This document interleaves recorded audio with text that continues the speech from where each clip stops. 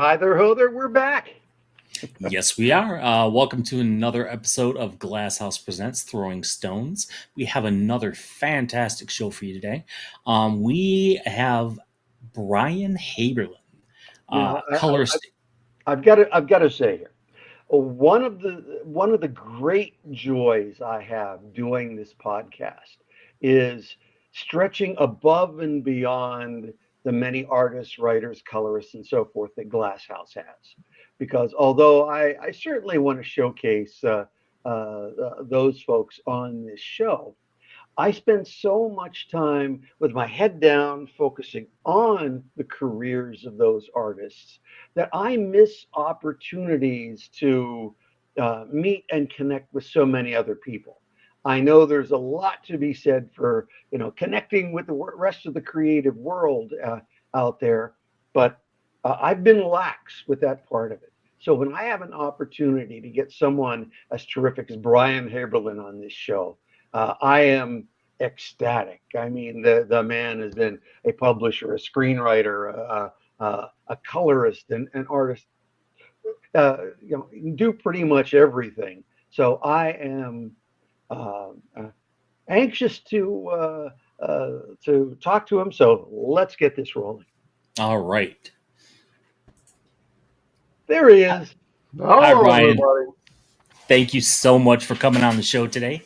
We Sure. greatly appreciate you taking the time. No problem. So many decades we've both been in this business, and we've barely crossed paths. So I greatly appreciate the opportunity for you to be on here today. Sure. Not a problem. Not a problem.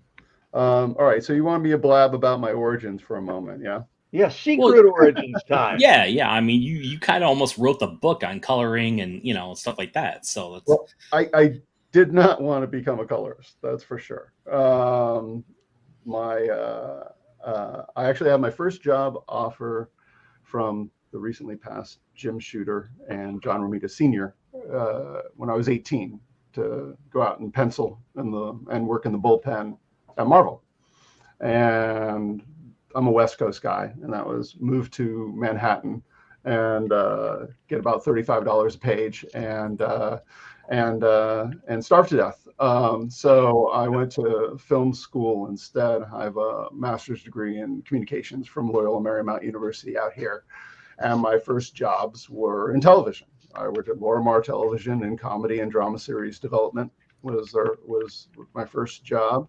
And so it was executive ranks. It wasn't art, and that kind of stuff, which is a tip that I give to a lot of young artists too. Is like, as you're developing your work and trying to get better, if you get a job like where you're slogging to do textures at a game company or in betweens at an animation company, but you really want to work on your own stuff and everything, get a day job that's not art. And something that will pay your bills and maybe even have insurance. Because when I went home, I had energy to draw and develop. I was developing all these new computer techniques that didn't exist before. We have these cool, fun little user groups back in the day that people would be like, you ever be sharing stuff like that? I mean, that's the other thing. It's like there's so many artists that go, oh, it's not about competition. It's like, no, it absolutely is about competition, but it's about competition where you want your competitors to be the best they possibly can, because that's what will push you to get better and better and better. You're not about, oh, I want to squash that guy. I want to beat that guy, but I also want him to beat me the next week so I can get better to beat him, that kind of thing. Anyway, so I'd go down to San Diego Comic-Con, portfolio in hand, because I still wanted to do comics, and I developed a bunch of new computer techniques and stuff. And 92 get rejected by everybody and their mother, of course. By the way, I always have to give a shout out to Carl Potts, because Carl Potts was the only guy that you could get a portfolio review from back in the day that really mattered and was insightful and was helpful. Almost everybody else, as I'm sure Dave knows, especially back then, anybody who was doing portfolio reviews was bottom of the totem pole, and they really didn't want to be doing the portfolio reviews. And they were never empowered to hire you. They were empowered to not hire you. And plus their comments were all rote. They didn't understand why they were saying what they were saying and stuff. So anyway, So the next year, a dearly departed friend of mine, Rod Underhill. I don't know if you ever knew Rod back in the day, Dave. Heard the name. I can't remember if I dealt with him. He said, I'm going to have a table in the small press area. You want to join me? And stuff. Okay, no walking around with portfolio. I'll be sitting at okay. And I had a CRT monitor that was about this wide and about that deep, that probably weighed about 150 pounds, that I had a CG animated Spawn on with this cape coming down, landing on the thing. I had this big 30 by 40 pencil ink and colored inkjet Green Lantern behind me with a 3D modeled power battery and 3D modeled wings coming out behind him. And everybody and their mother came by and offered me work. So I like that. Couldn't get anybody that year of me. And I went with Mark Silvestri starting Top Cow. And it was to start his computer coloring department, which I didn't want to do.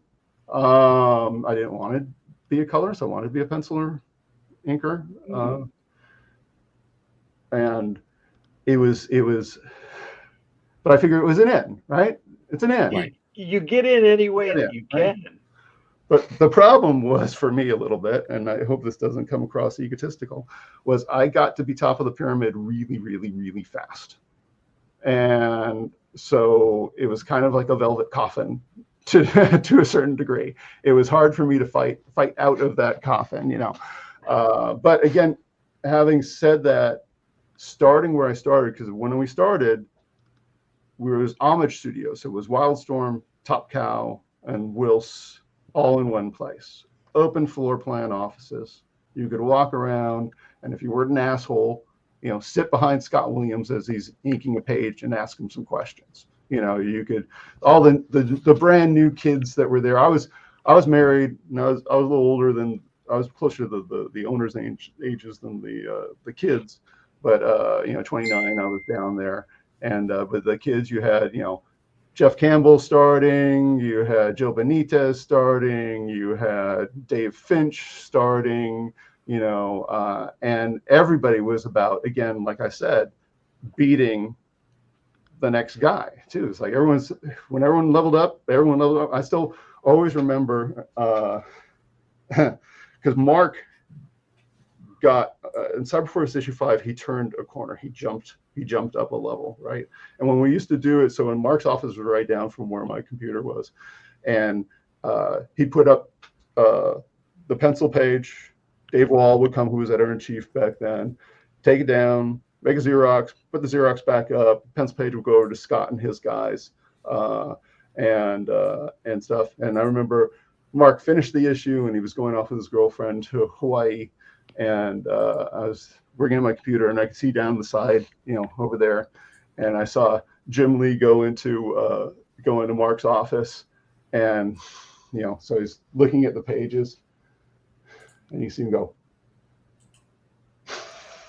"Did you read my lips?" but it was great because again, it was all about driving everybody forward. So anyway, we moved up to, I eventually ran the creative side of the company there. I was VP Creative Affairs, co-created Witchblade while I was there. Set up, I think, probably the best staff of colorists that you could have for a long time. There are still guys that were top of their field. And then eventually became a point where it was just, I was butting heads with another exec at Top Cow, became more of a pain in the ass. Everybody in comic world wanted me, so it was a good time for me to start a studio. I was about to have my first son born. I could be at home, start the company there, help with the baby, all that stuff, and that's what I did. My first client was, of course, was Todd McFarlane, which was great. Todd said, "You don't have to move to Arizona. It's okay. You can stay where you are." And then I still remember also we had like when I moved Todd, because Todd's Uncle Kenny was a film out, because we used to have film output back then, right? And it was another step, which would always be a pain in the ass. We had Clyde Nee back in the day when we were with Wildstorm and Top Cow, they did color, and John Nee's sister, who's Clyde Nee's no longer with us. I don't know if anybody's, by the way, I'll put in a quick plug for that. We're having a remembrance for Clyde Nee at San Diego Comic-Con this year. It's, I want to say, Thursday at 8 o'clock and stuff. So if anyone has stories about her, Clyde Nee was a really big supporter at San Diego Comic-Con of artists there, and she's, frankly, I don't think there would be an artist alley today if Clyde Nee wasn't around back in the day, because they kept, as everyone knows, keeps getting whittled down. I think she eventually put up a wall that said, no moss. You can't make it smaller than this. Right. But anyway, so I remember getting the top of the line fastest connections. Todd put in an ISDN line for my, which was basically like two 28.8 baud modems wrapped together to send files up to Uncle Kenny in Canada.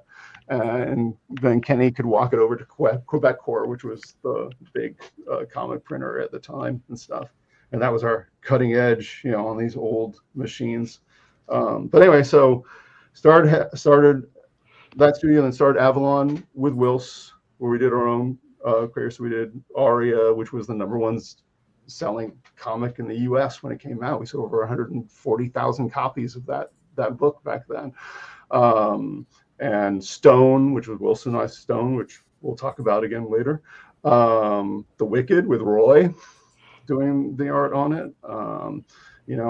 M. Rex, Nine Rings of the Wu-Tang, all kinds of stuff. And then because I wasn't doing the art back then, I was writing and then coloring and handling the rest of the company.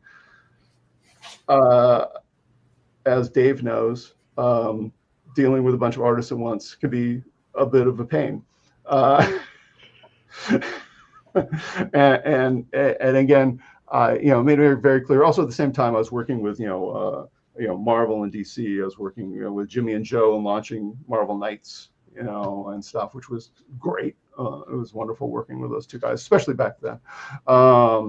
But it eventually became like, I can get paid a lot working for somebody else for a little while and not have to worry about the rest of this stuff. So, I think I'm going to be taking that job as editor-in-chief for Todd McFarlane. So took that job, and Todd was always, known forever now, but it was always, but as long as my work comes first, you don't have to be exclusive. You can do other stuff, but my work comes first, and it's like. Were you editor-in-chiefing from, did you have to move? Were you stay put? Yep. Stay put. I like that part. Yeah. Yeah, it's great work if you can get it. From South Orange County near the beach going to Phoenix, Arizona.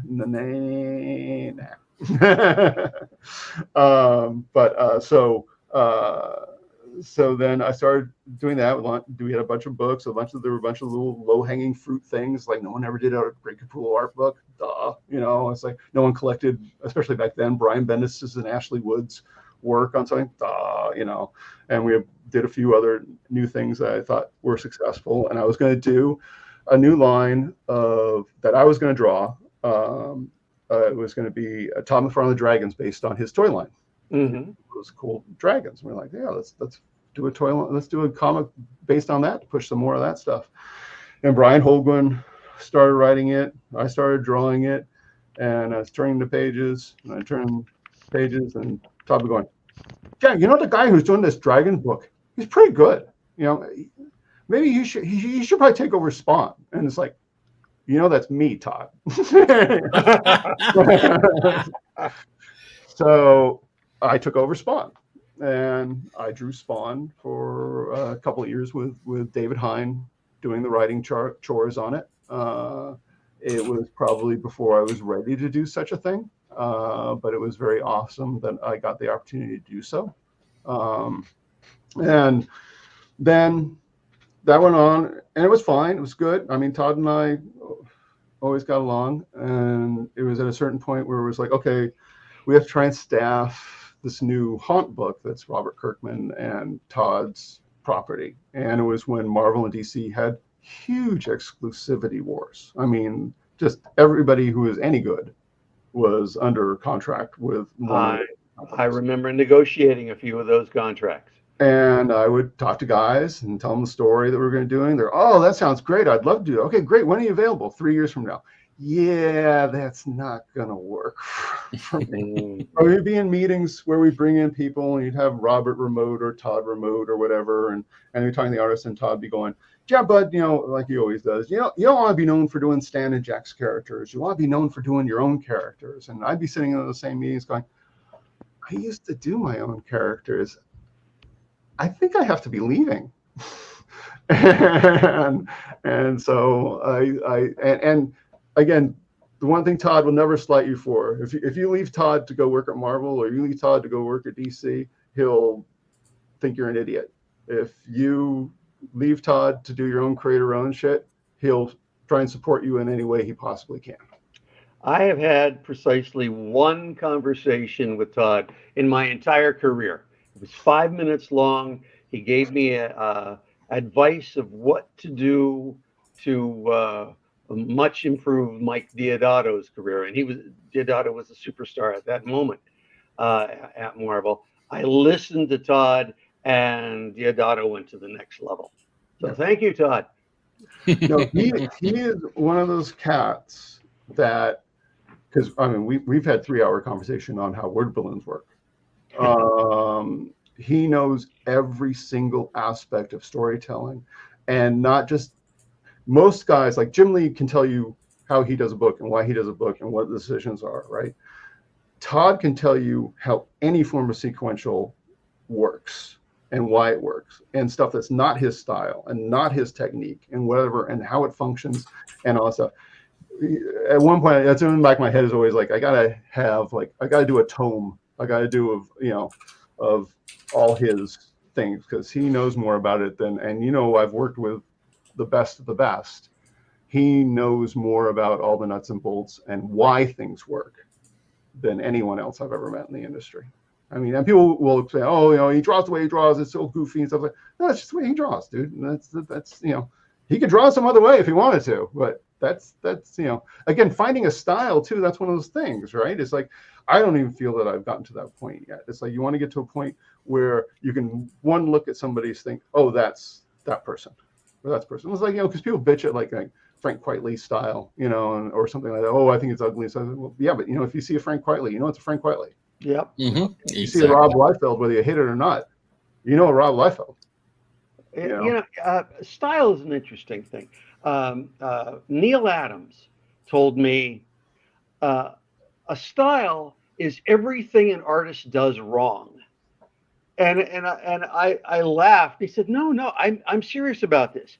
If he did it right, it would look like a photograph. So everything that he does, from perspective choices to how he renders out of black for a feathering technique, or how he draws hair, is his interpretation of that reality. So that's how it becomes a style.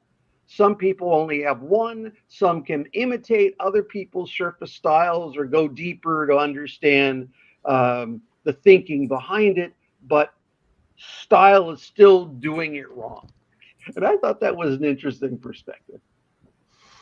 Yeah, no, I kind of like that. Yeah. Yeah. So anyway, I left. The original game plan was going to be Marvel said I could do whatever I wanted there. And then I was going to do a Marvel gig, and then my Image gig, and the Marvel gig would pay for the image thing, right? Mm-hmm. And I had a meeting with Skip Brittenham, who his law firm, they're like one of the biggest entertainment law firms. And I just figured, it'll be a custom comic job. They're good. I've done custom comic jobs. I did custom comic jobs for Stan Winston and all kinds of people. And they're always a great way to pad the income of a studio, because you can charge like $1,000 or more a page to do stuff. And I figured that's what it was going to be. Some entertainment guy, he just wants to get his entertainment thing out there so he can, then try and sell it for whatever. But it turned out that he had as big a comic collection as I had.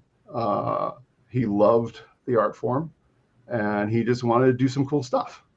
And so that's where we did Anomaly, the longest original full-color graphic novel to exist at that point. 11 by 17, big beast of a thing, augmented reality. in it.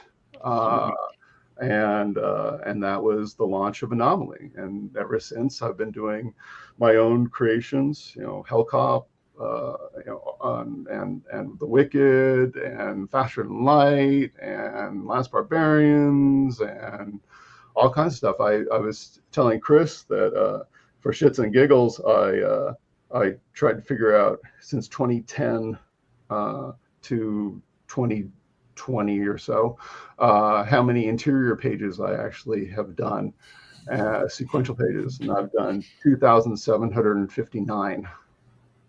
Wow. And that doesn't count covers. So I think we should be showing some of that. well, let's look at some new stuff, shall we? Yes, please. Get this thing set up right so I can see the bottom of the screen with the button. Thank you. Share screen, share screen, share entire screen, and we want to share this screen, share, and then move you guys over.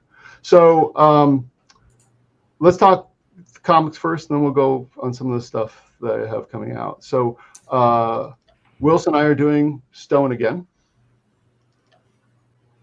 and that'll be a Kickstarter for later this year. Basically, it's picking up the story of Stone, Philippine-based superhero that was we did very well with it first. We just kind of got busy doing other things.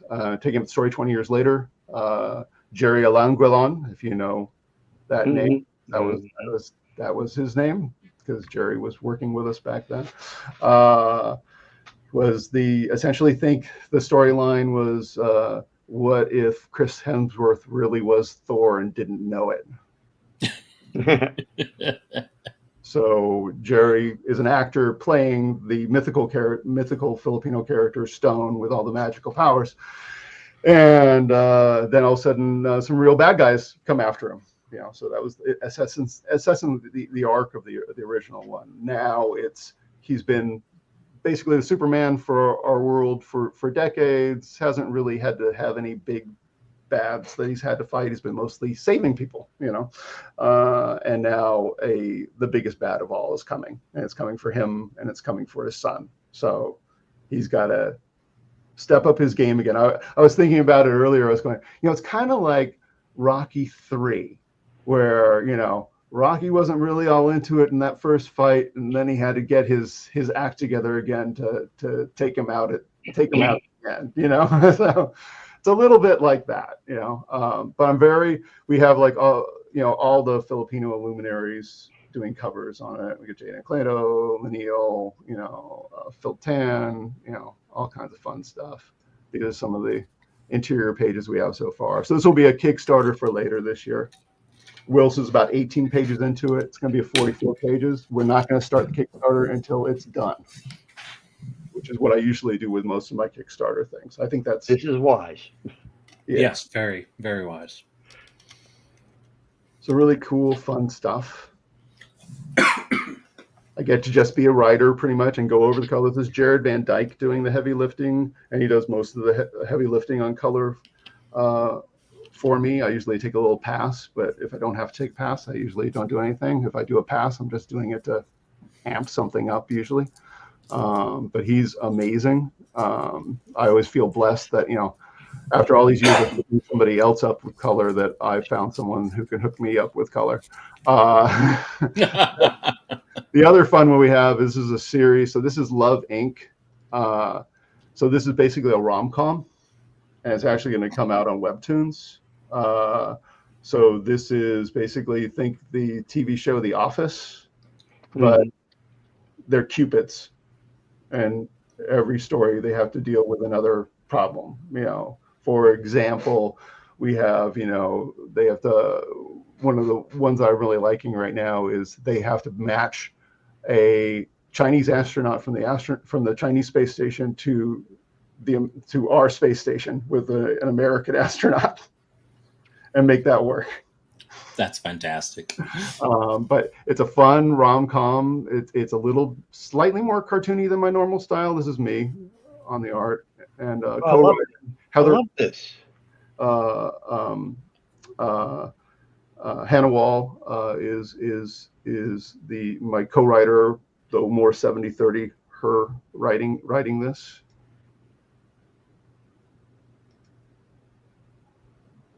But it's just, again, it's fun, it's comedy, it's rom-com, you know. Fantastic stuff. Oh my goodness. Yeah, I love this, how expressive everything is. That's something that when you get to this level of drawing, usually the stiffness sets in, but you're getting it with the expressions, gestures, and so forth. Enjoying this a lot. Oh, thanks. Yeah, so this will be, and then we're probably going to do, of course, a Kickstarter for the collected version of the comic version of it. You know, because that's actually the interesting thing. So I'm doing comic layouts and webtoon layouts at the same time. So it gets really kind of, it's a very interesting beast to have taken on that way. But I think it's good, because I think those two, I think the audiences are different. You know, so I see those. Because, like, for example, regarding webtoons, you know, I had some people coming in for a studio job, and I asked them, they're all women in their 20s, and it's like, do you read comics? Do you get comics? 1 out of the 5 got comics sometimes, right? But all of them did webtoons. Yeah. This is the other baby that's actually, by the way, just so everyone knows, if they go to HABERLIN.com, there's a newsletter sign up on the top. So for anything, all these general Kickstarters, whatever I'm doing, there's links to, you know, everything. This is my art book, 120 pages, that will be coming out at the end of the year. My art career is kind of blown up lately. I'll be in 6 gallery shows this year, 2 of them being solo. There'll be a nice big Arcadia gallery, one in New York in October. But this is basically a little quick snippet of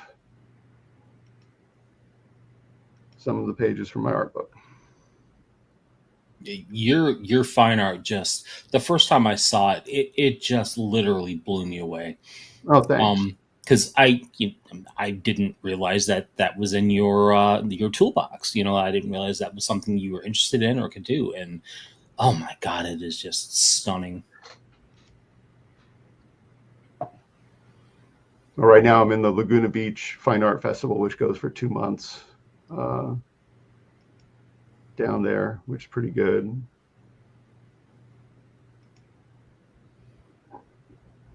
So this is oil and water. So most of them are watercolors. There's a few oil paints. This is one of the oils. So I noticed that the female model seems to be the same woman. Well, my workflow this has been my workflow for 20 years now or plus, is 3D. So I've sculpted my models. Oh, okay. Like, for example, like here's,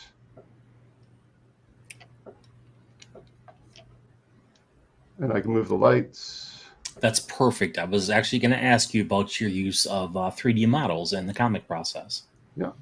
Everything, all the stuff you saw on Love Ink pages, all my work has 3D base, because I can animate them then. I can print them as figures. I can do, I can animate them. Like I said, I can have them talk to you. I can do all that kind of stuff. I can pose them however I want to, change expressions, And what program is this? This is old school Poser. I was one of the original. Poser, okay, yeah. But what it has also in it is it has my shader. So I designed a shader in here. So this is what's the comic shader in this. Oh yes, I remember you I've read about you talking about this. Well, that just turned it into a Mila Manara piece. Yeah. Yeah, she's not fully textured as one of mine would be for a comic book stuff, because normally I'll have drawn on them and do like any of the new CG stuff, Arcane and whatever. It's all the texture maps. So all of them now have very close texture. So I do it, then get them out, and then fix the drawing. I mean, it's very much like Mike Diodato, what Mike does, you know, and then do the handwork that I need to do. But it makes it so I can, if I have all my assets set up for a book, I can do 3 to 4 pages a day. That's amazing. And that's an 8-hour day. That's not a long day. This is by far because I actually have a degree in computer animation, and this is by far the best comics shader that I've ever seen. No one beat me yet on that. It was pretty funny. We've done it forever. I love the thing that's really killer about it is the ability to change the line width. Yeah.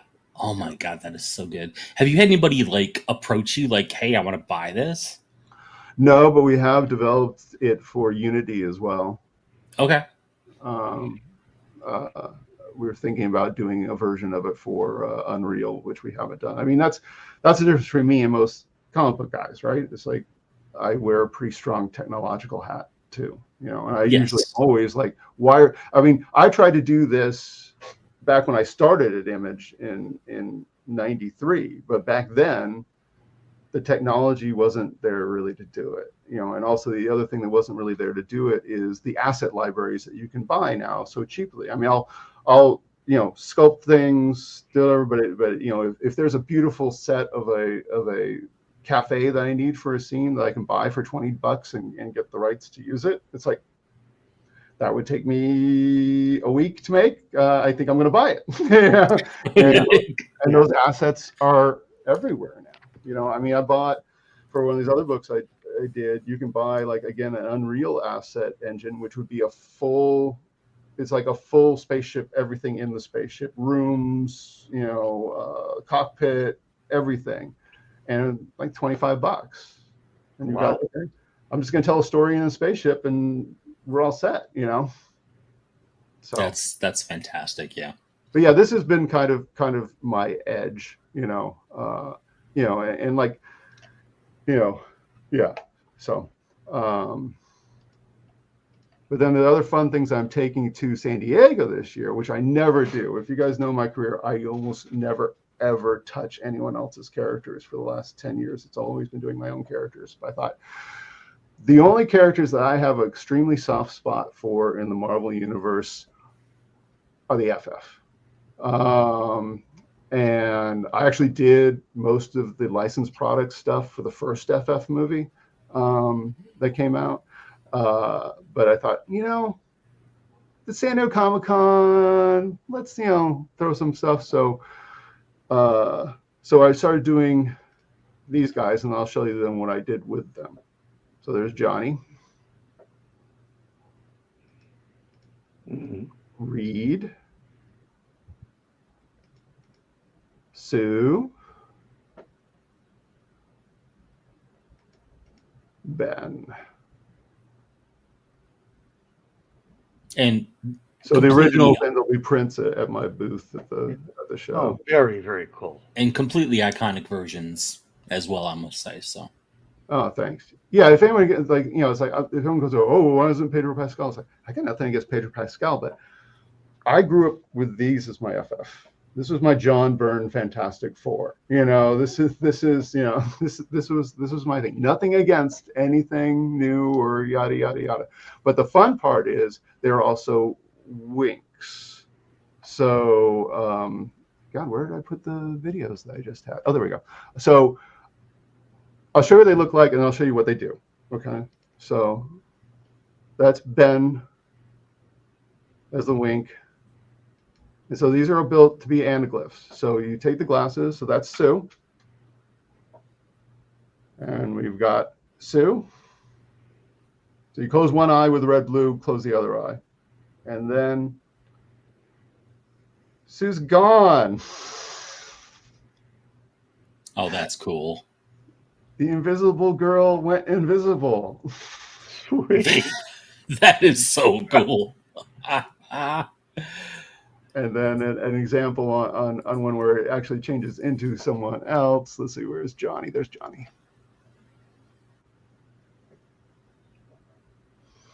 So we got Johnny as a wink. Throwing the glasses.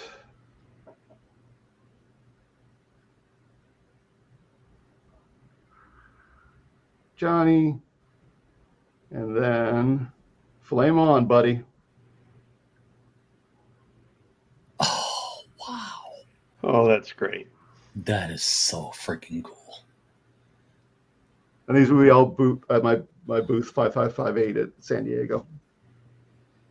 And so I have to ask, did you just intuitively know how to do anagraphs or anaglyphs, or did you like have to like research it?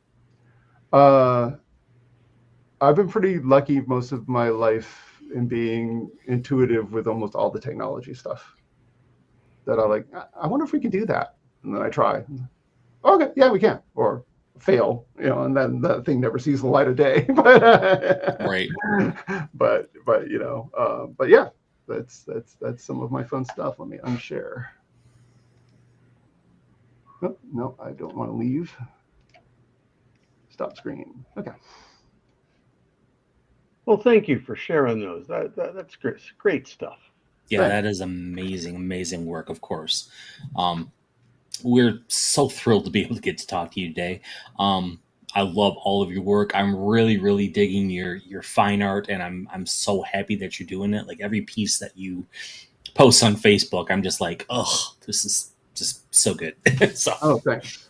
Thank you. No, I sold, and it's again, knock on wood. I mean, I was lucky enough. So it's 2.5 years ago now. I was posting myself on Instagram, and you know how Instagram is with the messages. It's like, there's somebody knows, somebody don't know, and then potentially it's probably spam or hidden ones or whatever. And it's like, I went in there. It's like, oh, there's some guy and stuff, and he had like no followers, no name on his thing, no whatever. And it's like, hi, I'm Steve Diamond, of the owner of the Arcadia Gallery in New York, and I really like your work, and da da da da da. And then I had to head around for a few. So is this really this person? Because I've been following the Arcadia Gallery for decades now. They're one of the premier figurative art galleries, narrative art galleries, definitely in the U.S. and potentially the world. Malcolm Lipke's there, Aaron Weisenfeld's there, all these like just stellar, Jeremy Lipking's there. And I found it really was the guy. And then, I got into their first little group show, and boom, boom, boom, bigger shows, LA Art Show, multiple shows with these guys, and they ended up, I have my first solo show there this year. I've had several group shows with them this year. They sold 36 of my paintings last year. Oh, fantastic. Yeah. So anyway. Okay. Quite a career. Absolutely. Yeah, it's nice. It's nice that, again, you can still grow at my age. So really quick, we're not gonna like harp on this, but I just wanted to get your perspective on AI, because it has been said that you're not like completely opposed to it. What's your opinion? What are your thoughts on that? Well, I was a guest of the South Korean government in 2018 for augmented reality, but there were also different artists from different disciplines there. And there was a woman who was the foremost expert on AI art there. She was a big London curator and stuff. And she was showing stuff, and it was essentially bad Photoshop filters, but you guys have seen already in our conversation how kind of cutting edge I always am. Yeah. Right. Mm-hmm. And so I was always watching. And then, I did a talk, I think 2020 at San Diego, just so people knew what was coming down the pike with some of this stuff and everything like that and everything. And it, couldn't do arms and couldn't do faces and couldn't do stuff. And when someone who's done 2,000 images, you're always looking for something to like inspire. And I figured, okay, this is just filters. It's just filters. And so, I did that some stuff, and it's like, okay, I got to do, it's okay, because I have to be able to paint. I have to fix everything. I have to do, but there was something interesting there on the base, which is, like what a filter would do sometimes, Mm-hmm. So. And then, it's like, the blowback of, especially in comics, because comics is pencil, ink, and color, and it's very much a hand medium more than anything else, right? And it's like, the people are like, whoa, and it's like, okay. As you, again, as I've shown throughout this talk, I don't need to use it. It's like, okay, I will go. And that's also one of the reasons why it's like, well, I'm going to start painting, because let's just prove to these people, that I really don't need it. I'm just going to paint, that was probably one of the impetus for starting the watercolors a few years ago. But I'm against it for push a button, and there it is. I will use generative fill in Photoshop if I have a piece that it's got to be 8 by 12 rather than 7 by 12. So I'm going to put an inch on my artwork. Mm-hmm. Generative fill. I don't think I have a problem with something like that. Okay. I have a problem with people aping other people's styles with this stuff. But again, some of it is going to be. James Cameron had an interesting note on it where he thought all the copyright stuff really needed to just be solved after it's done.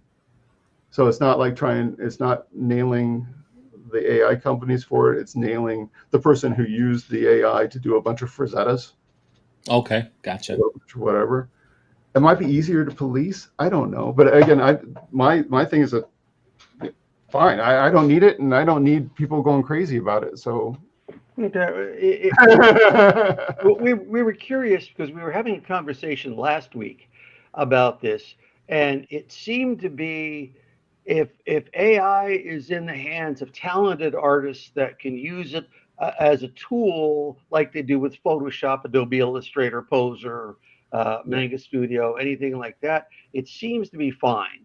But these guys that are, as you say, pushing a button and doing something with it, it's like, no, that's not art, and it's not. I think people would be very disappointed in my sketches if I couldn't draw, but had all these beautiful prints. Can you draw me? Okay. There you go. But that doesn't look like that. Yep. My hand hurts.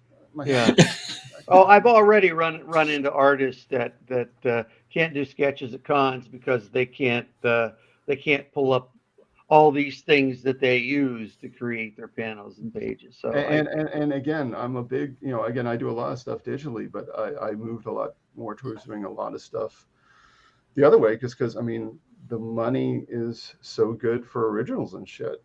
Yeah. God, yeah. Not to even if you did, a dear friend of mine, Clayton Henry. I don't know if you know Clayton's work. He's doing Superman, I think, right now. One of the Superman titles. I don't know which one. But he does most of his stuff digital, right? But he is smart enough to, even though if he'll lay out everything digitally, of course, to do originals for his covers. Yep. And maybe probably a super page, a great page, kind of thing. You got something to sell. Well, it's like, again, it's like, to talk about something we don't want to talk about probably is how bad the industry is right now, and page rates are right now. You got to let somebody in. You got somebody like, someone who is this talent. You get a lot of these guys who will take those jobs of a Red Sonja cover or whatever, where they're not getting paid well or whatever, because they know if it's a cover, then they can sell it for $2,000. So it doesn't matter if they get it for $150 or $200. They know they can sell that for more. But it's, as Dave knows, I've been in this industry. I'm in this industry, running companies, all that kind of stuff. And I do Comics Pro, done Comics Pro for the last 10 years. Used to do the Diamond Summit when Diamond existed all the time. I have great retailer connections, all that stuff, because I had to, because I was a publisher. And this is just by far the worst time I've ever seen in the industry. Yeah. I think we're going to be talking about, are we going to be bringing in somebody about distribution next week, Chris, or what are we next week or today? I have contacted them and I said, hey, if you want to chat for a little bit, show up. So we'll Yeah, see. I think it's going to be tight today. Yeah, I think so. Yeah. Yeah.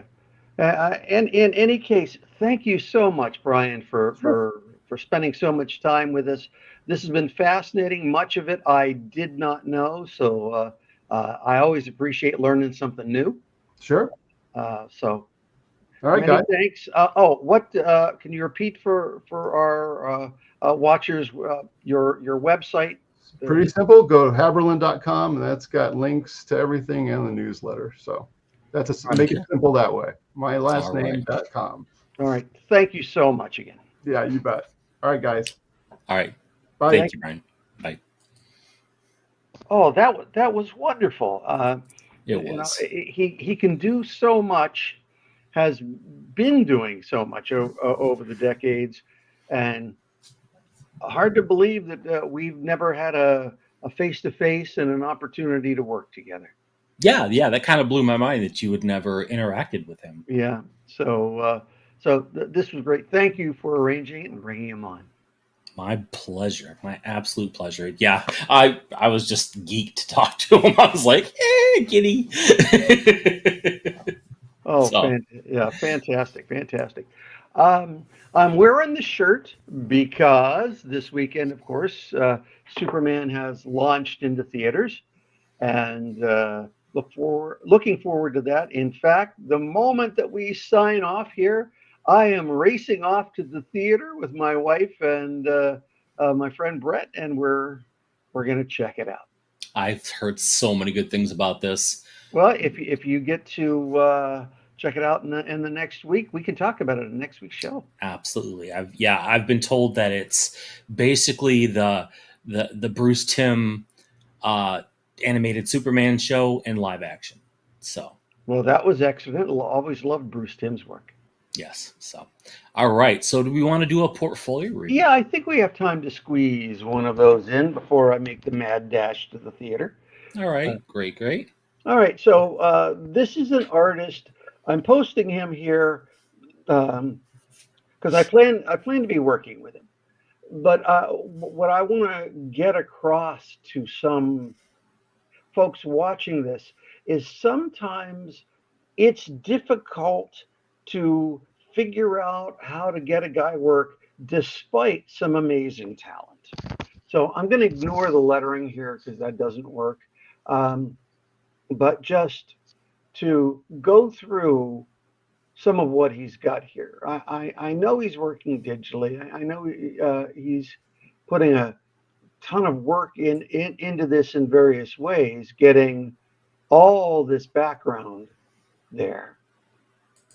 And I think it's absolutely lovely.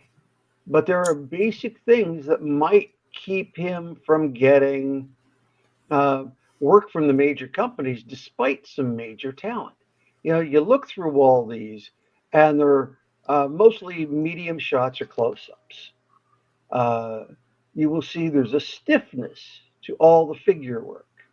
Um, you will also see that he almost never puts, well, there was one exception here, but he almost never puts real gutters between panels.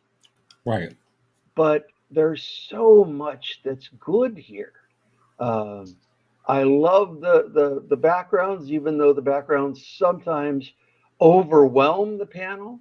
It's like you reach a point of no return where it's like too much.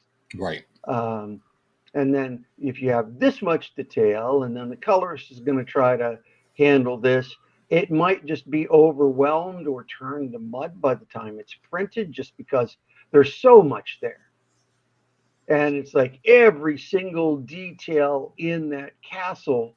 You look at that spire, and you have all those little items there, and every single window drawn in, and so forth. Did drawing every one of those little windows improve the telling of the story anymore? No, it didn't. So there reaches a point where it just might be too much. I'd be curious if this artist uses Google SketchUp, because that the backgrounds, do they kind of look a little bit like Google SketchUp to you, or It could be, and you know, I don't decry any artists for using any of the tricks, Absolutely not. but it becomes a point where, is it too much? Is it becoming a crutch? I'm going to be working with this fellow, um, and seeing if he can give me something else. A little less, perhaps, focus on the backgrounds, and maybe more focus on giving me more energy in the panels, more variety to the panel layouts, more exaggeration in the figure work. Because doing it realistically tends to look stiff. Right. Doing it exaggerated tends to look normal, because that's the way we're used to reading comics. Hmm. And there's nothing wrong with what he's put here. In fact, there are some projects, adult coloring books and fantasy projects, where I could probably sell this. But I wanted to go from the probably and the condition that there be that kind of project available to get him work, to something where I can get him work every day. So I'm going to be trying to work with this fine fellow to see if I can get him to do a few things. Give me, actual gutters between panels. Give me more exaggeration. Give me a little less worry about every single element in the backgrounds, and more about the strong storytelling. He has the capability. It's just not here in these samples. So, Right. for example, these might be the wrong samples to take to Marvel, DC, Dark Horse, Image, whatever, but might be right for some of the smaller companies, or a company that's doing more very realistic fantasy type projects. But I want to uh, give him the opportunity, give him the option of being able to get some of the better paying jobs. So that's that's my goal for this fellow. So tomorrow, in fact, I'm going to be sending him a sample script of something that's more energetic, with recognizable characters, to see what he could do with it.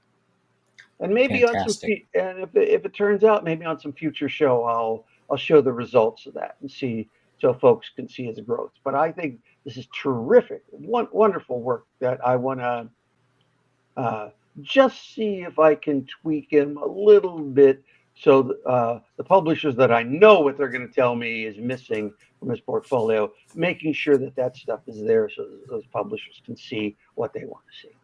Right. And I don't think it's appreciated enough for the people that know who you are and know what you do, how much you actually nurture artists, and how much work you put into an artist that is represented by Glasshouse. I don't Well, think people I don't think people appreciate that. yeah, that's very true. For years, decades, in fact, I had been teaching creating comic seminars all over the world. But when it came to artists that I wanted to work with, I would spend weeks, months, sometimes years on and off, as artists continued to send me stuff, and I would spend so many hours reviewing their portfolios. Here's what I think you could do better. Here's why. Here's what the editors are going to be able to complain about. So let's make sure it's right before it ever gets to the editors. All sorts of adjustment like that. And on their first few jobs, trying to oversee the storytelling, the pencils, the inks, whatever it was they were doing, to try to make it as good as it could be before it ever hit the editor's desk. And I would rather the editor think, "Hey, this guy's a genius. Let me give him his next job," Right. than somebody being hit with negativity from the editor that they weren't prepared for, and kind of flame out on that Right. assignment. So trying to do it right for every artist has been a major thing for me. Um, so that's it for the reviews for this week. Um, I wanted to say, if next week we can talk a bit more about distribution, what's been working, what mostly what hasn't been working, some new solutions that are coming up that are above and beyond something like Kickstarter.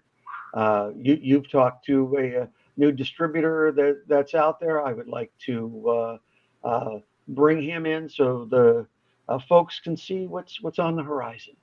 Yeah, absolutely. And if possible, yeah, I'd like to bring in a couple of the new distributors because there's like 4 or 5 I think out there that are starting up distribution companies. All So right. Well, let's reach out, see what we can do, uh, and try to go from there. Because anything that we can do to uh, help the comic book industry get better, help artists get better, help the distribution get better, help publishers sell more books is all a good thing here.